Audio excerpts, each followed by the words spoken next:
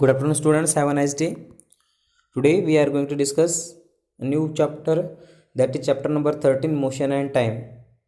In class 6 you learn about different types of motions. ठीक है, class 6 में आपने डिफरेंट टाइप्स ऑफ मोशंस के बारे में सुना है और पढ़ा है. ठीक है, आपको क्या करना है, यहाँ पे ये जो एग्जाम्पल्स ऑफ मोशन, यहाँ पे कुछ मोशंस के एग्जाम्पल दिए गए, वो कौन से टाइप की मोशन है वो आपको बोलना है. ठीक है, जैसे कि soldiers in a March pass. Soldier क्या कर रहे, एक जगह से दूसरी जगह वो लाइन से जा रहे, तो सीधी सी बात है, लाइन से जा रहे इसका मतलब वो स्ट्रेट लाइन में जा रहे. ओके, इसलिए इसको लीनियर मोशन कहा जाता है. Bullock cart moving on a straight road. Bullock cart सीधे रोड पे जा रही है, वो भी स्ट्रेट जाएंगी, तो इसलिए इसको लीनियर मोशन. जो लीनियर मोशन मीन्स व्हाट, जो मोशन स्ट्रेट लाइन में होती है ना, उसको लीनियर मोशन कहा जाता है. ठीक है, okay. Linear motion, linear motion means what, ऐसी मोशन जो स्ट्रेट लाइन में होती है उसको लीनियर मोशन कहा जाता है. Students, hands of athletes in a race. ठीक है, जो एथलीट्स है ना, यानी जो भागने वाला इंसान है रेस में, उसके हैंड की मोशन कैसे, वो सर्कुलर मोशन. सर्कुलर मोशन उसको नहीं कह सकते, और उसको हम ये भी मोशन नहीं कह सकते, पीरियोडिक मोशन. ठीक है, वो कैसे होंगी, वो means to and fro motions होंगी वो. ठीक है, क्योंकि उसका हाथ क्या होता है, कभी ऊपर जाता है, बाद में नीचे आता है, आगे पीछे, इस तरह से उसका हाथ होता है, इसलिए इसको टू एंड फ्रो मोशन बोलेंगे. टू एंड फ्रो यानी आगे और पीछे. पैडल्स ऑफ अ बाइसिकल, वो सर्कुलर सर्कुलर घूमता है, इसलिए circular motion. Motions of the earth around the sun, ये भी सर्कुलर मोशंस है, और ये पीरियोडिक मोशंस भी है. Motion of the earth around the sun, क्योंकि स्पेसिफिक पीरियड के बाद रिपीट होती है. मोशन ऑफ अ स्विंग यानी कि शेविंग मशीन, ये भी क्या है, ये टू एंड फ्रो मोशन है. उसमें जो स्विंग यानी जो नीडल है ना ऊपर नीचे, इसलिए to and fro motion. Motion of a pendulum, oscillatory motion है ये इस तरह की जो मोशंस होती है, पेंडुलम ऐसा घूमता है या ऐसा ऐसा, ये ऑसिलेटरी मोशन है. पेंडुलम किसे कहते हैं स्टूडेंट्स, इसको पेंडुलम कहा जाता है. यहाँ से लेकर वो यहाँ तक जाता है, बी से फिर ए तक आता है, ये पेंडुलम, ये ऑसिलेटरी मोशन है, जो स्पेसिफिक पीरियड के बाद क्या होती है, रिपीट होती है. Okay, students, it is a common experience that the motions of some object is slow while that of some other is fast.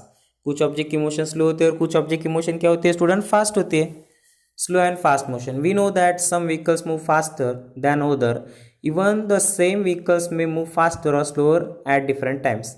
Make a list of 10 objects of moving along a straight path. Group the motions of these objects as slow and fast.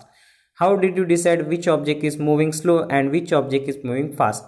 If vehicles are moving on a road in the same direction, we can easily tell which one of them is moving faster than other. ठीक है, जब कोई vehicle straight जाता है तब हम easily कह सकते हैं कि वो फास्ट जा रहा है या स्लो जा रहा है. ठीक है, अगर आप समझो एक जगह पे है और आपसे कोई व्हीकल्स गुजरा समझो, तो आप इजीली समझ सकते हैं कि उस व्हीकल्स की स्पीड स्लो है या फास्ट है. तो let us look at the motions of vehicles moving on a road. अभी रोड पे जो व्हीकल्स मूव हो रहे हैं उनकी मोशंस के बारे में हम और जानेंगे. Look at figure 13.1. It shows that the position of some vehicles moving on a road in the same directions at the some instant of time. Now look at figure 13.2. It shows that the position of same vehicles after some time. From your observation of the two figures, answer the following questions. ये figure, ठीक है. Vehicles moving in the same direction on the road. ये vehicles क्या हो रहे हैं, same direction पे road पे क्या कर रहे हैं, मूव कर रहे हैं. ठीक है, और उत्ते में क्या हो रहा है, ये जो गाड़ी का स्पीड है ना, ये वाली इस वाइट वाली गाड़ी का स्पीड क्या हो गया, बढ़ गया, और ये आगे निकल आ गए हैं. इस second positions of the vehicle shown in the figure after some time. कुछ वक्त के बाद ये दो गाड़ियाँ जो है ना, ग्रीन वाली और ये वाइट वाली, ये वाइट वाली और ये ग्रीन वाली, आगे निकल आ रही है. ठीक है,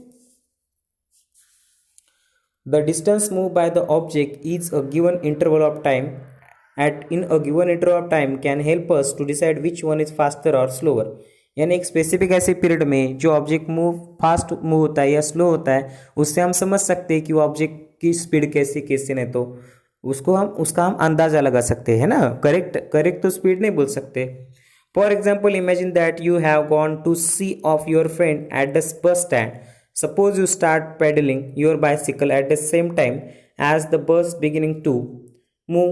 The distance covered by the after 5 minutes will be much smaller than that covered by the bus. ठीक है, वुड यू से that the bus is moving faster than the bicycle.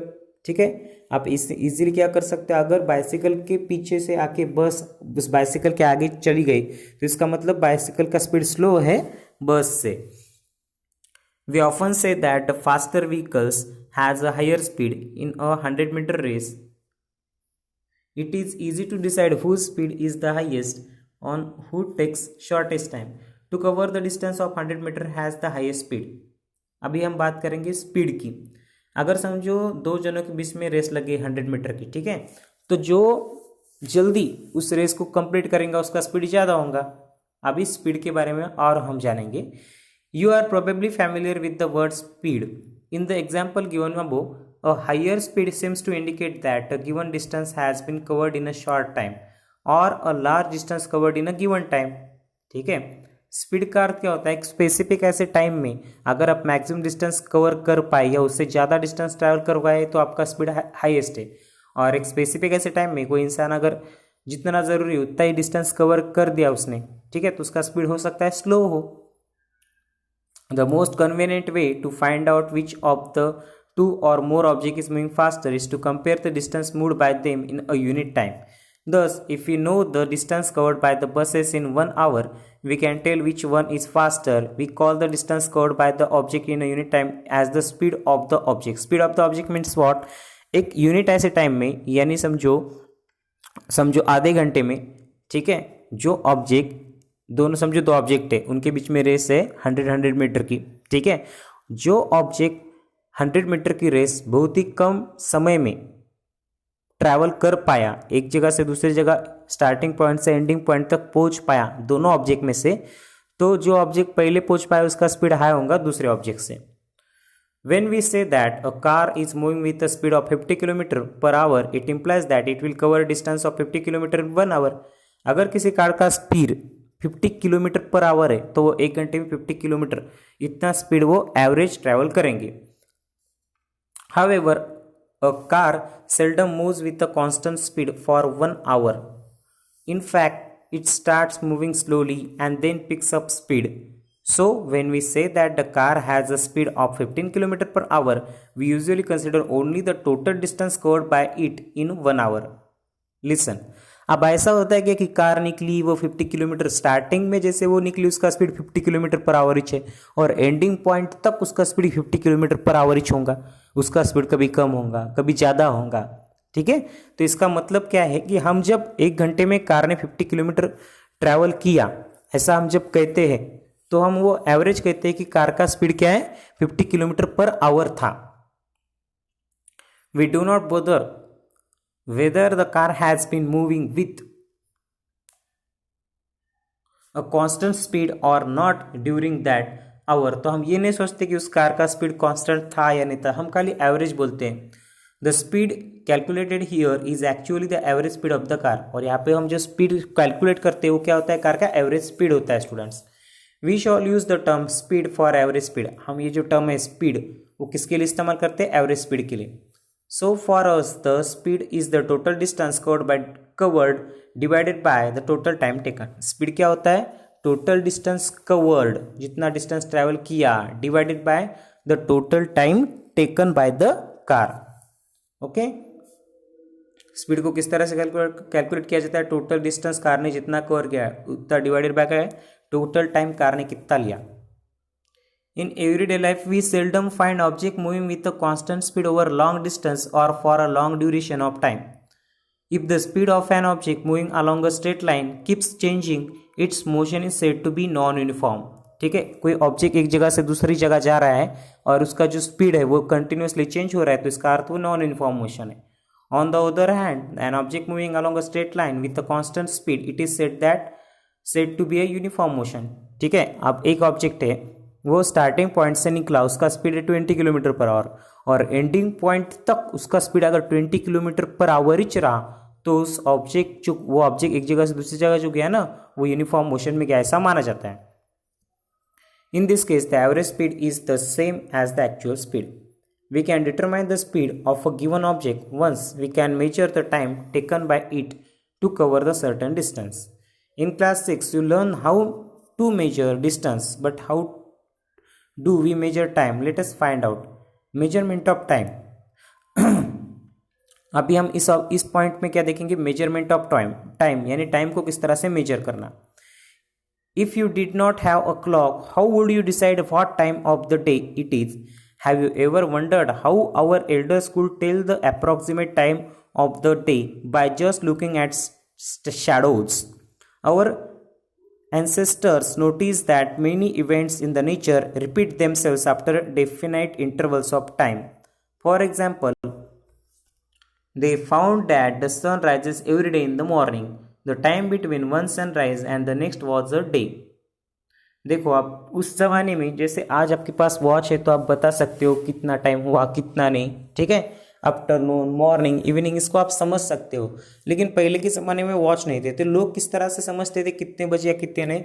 वो सन को देख के समझते थे। यानी अभी समझो मॉर्निंग हुई तो अभी उनको ये फिक्स था, ठीक है, कि स्टार्टिंग जब मॉर्निंग, विंटर में कितने बजे मॉर्निंग होती है, ओके, समर में क्या होता है, जो मॉर्निंग है वो जल्दी होती है, विंटर में मॉर्निंग लेट होती है। ये इस तरह से वो लोग समझ जाते थे, ठीक है।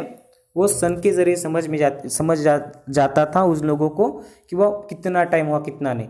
जैसे अगर समझो जो सन है वो सिर के ऊपर आ गया तो वो लोग समझते थे कि 12 बज गए। इस तरह से क्या होता था। और इसके साथ ही साथ कुछ लोग तो किसी लकड़ी को क्या करते थे, जमीन के ऊपर खड़े करते थे और उस लकड़ी की शैडो के जरिए वो पता लगाते थे कि कितना बजा कितना नहीं। तो ओके स्टूडेंट्स,